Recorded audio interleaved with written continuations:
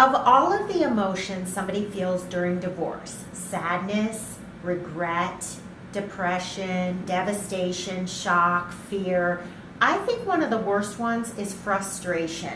Don't you? Without a doubt. So frustrating when you feel like you're up against a wall on half the things that you're trying to accomplish or just to understand.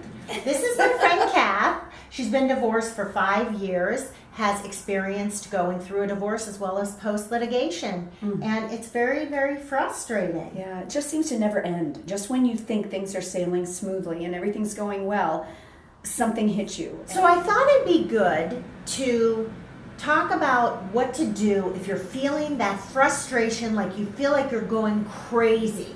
Everybody knows that feeling. Yes. When you feel like you're going nuts. My go-to is so typical for me to say this, but it's a run. I love to just either take my headphones off or disappear into a deep, long run and just kind of talk to myself. And Okay, now not everybody is a runner though. Now I'm not a runner. And I was so frustrated a few weeks ago that I literally put on my running clothes, I walked out of the house, I started running down the block. I probably ran for 15 minutes straight, and I felt like Forrest Gump. I totally understood Run, Jackie, run. And there was something, when I got home 45 minutes later, I felt incredibly better. Why is that? I think you release a various hormone, it's cortisol, and if we feel that and we lift ourselves up, it's almost a euphoric feeling, and it's something you can't control when you're in an intense run or intense physical activity. It's actually really good for you.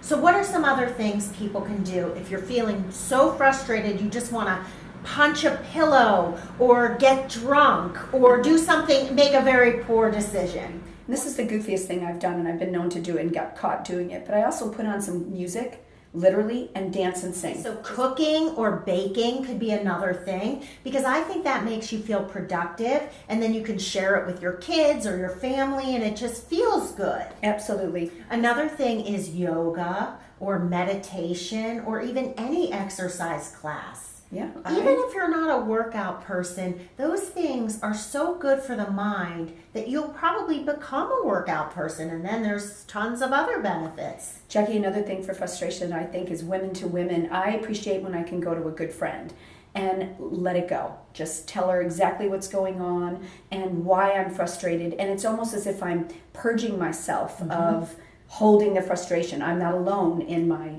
situation. And I was actually going to say, write it down. Get your computer out and write down everything that's bugging you.